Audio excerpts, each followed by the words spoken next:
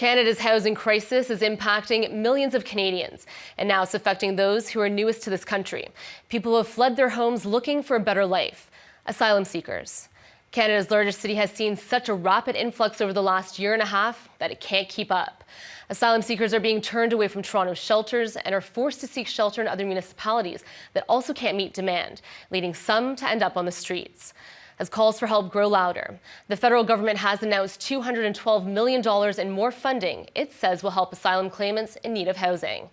Now, for more on this, we're joined by Immigration Minister Sean Fraser. Thank you for joining us today, Minister. It's a pleasure to be with you. Thank you for having me.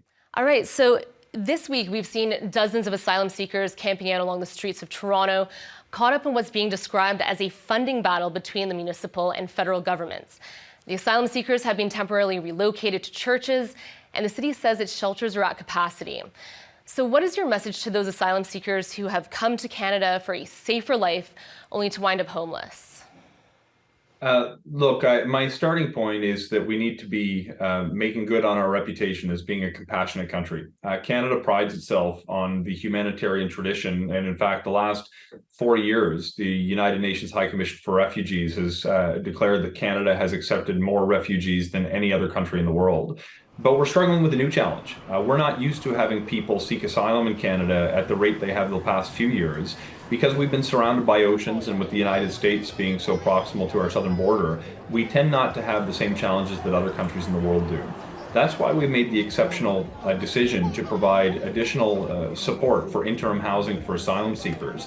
$212 million, as you pointed out, is designed to help cover the costs that communities are facing so they can continue to meet the needs in their shelter system and in their housing sector to provide a roof over the head for some of the world's most vulnerable people who are seeking safe haven here in Canada. We're going to continue to work with partners at the community level to ensure that we are there to support people in need. And we expect that provincial governments and the municipalities are going to step up to support people in need at the same time the federal government demonstrates leadership. All right, so speaking of municipalities, Toronto's Mayor Olivia Chow has said that the money announced yesterday, which, as we mentioned, for Toronto is $97 million. She says it's just not enough to meet the city's needs. Are you in talks with Toronto in addressing those concerns? How is the federal government going to ensure asylum seekers are not sleeping on the streets in the cities they arrive in?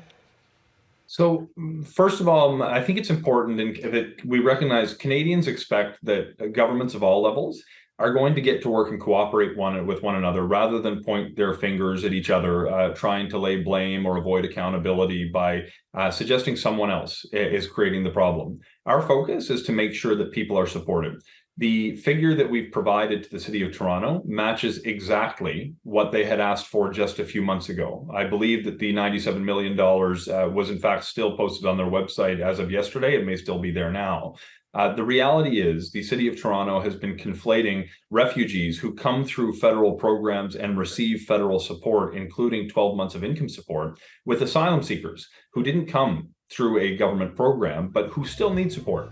Because we've seen an unusual influx in asylum seekers, and we're still dealing with a larger number than usual because we recently concluded the Safe Third Country Agreement with the United States, we decided to do additional support and not just provide income support for people that we chose to bring through official programs, but to actually help cities cover the cost of housing. We've matched exactly the ask that the City of Toronto put forward a few months ago, and now they seem to be indicating they'd like additional support.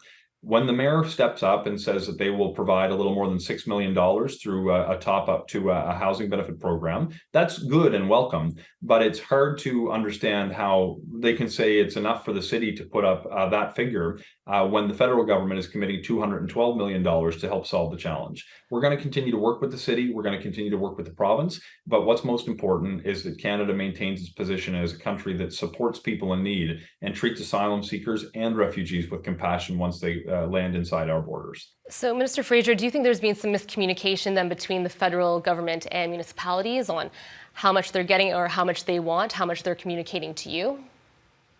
I do think that the city has significantly increased the figure that they're seeking, but they have not provided the information that demonstrates the additional need compared to the figure they cited just a few months ago. We will continue to provide support proportionate to what we observe the needs are, not based on the amount of money someone asks for, but based on the problem that they are trying to address.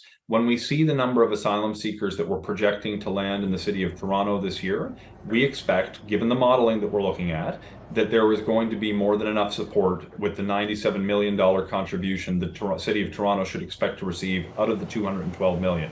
We should also say that we're working with other municipalities like the Peel region, for example, like Durham region, and others across Canada who are facing similar challenges with asylum seekers who didn't arrive through official government programs. We're going to base the figures that each community receives on the need, which is, of course, concomitant with the number of asylum seekers that they are dealing with who are using the shelter system or publicly funded housing in a particular community.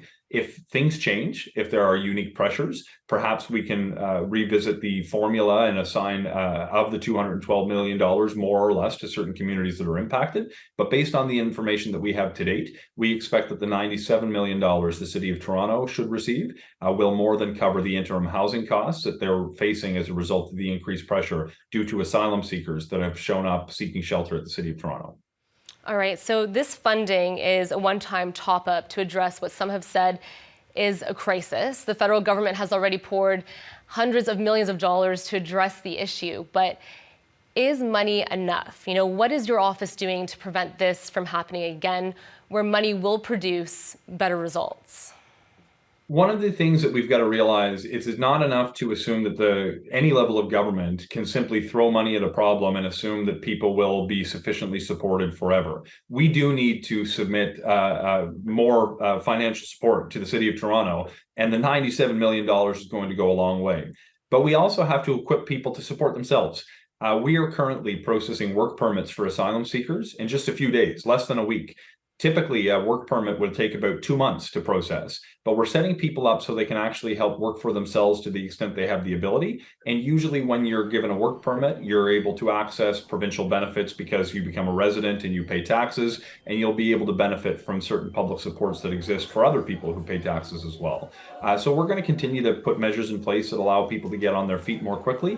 But in the meantime, we're going to make sure that the federal component of funding towards the shelter system in the City of Toronto and elsewhere is sufficient to cover the demands that an influx of asylum seekers has placed on the system. We're going to be there at the table to continue to advance conversations to support vulnerable people. And yesterday's announcement with a $212 million fund is going to go a long way. In the long term, though, the answer to this question is going to be building in the capacity within our housing sector more broadly to address people who come, whether they're seeking asylum or find themselves in need after having lived in a community for generations. That's a bigger conversation around housing, but displacement is trending upwards globally with 110 million people now displaced in the world. We should expect that this is part of the reality that communities in Canada are going to deal with, and we should build that into our annual conversations around funding rather than treating it like an unpredictable emergency year over year, as the case has been the last few years. And Minister, can you say this $212 million Canada-wide, the $97 million allocated for Toronto, when will this be available? When will we actually be able to see this going into resources and supports? Because that's a lot of money, and it may take some weeks or even months to get to these cities. So I'm not certain of the precise date that the funding transfer will go through. We will want to do this expeditiously, but a municipality the size of the City of Toronto has the ability to plan knowing that cash will come. So the decisions that ought to change as a result of knowing the federal money will be there should have had an immediate impact as of yesterday's announcement. The city will be able to cash manage knowing that the money is coming, but when they don't have that certainty, I can appreciate the challenging conversations they may have when they were making decisions not to allow access to the shelter system for asylum seekers. But now that the money is committed, the City of Toronto knows that it's coming, they should be able to change their posture on the ground immediately. All right, Minister, thank you so much for your time today. We very much appreciate it. Thank you so much. I appreciate your time as well. That is Immigration Minister Sean Fraser.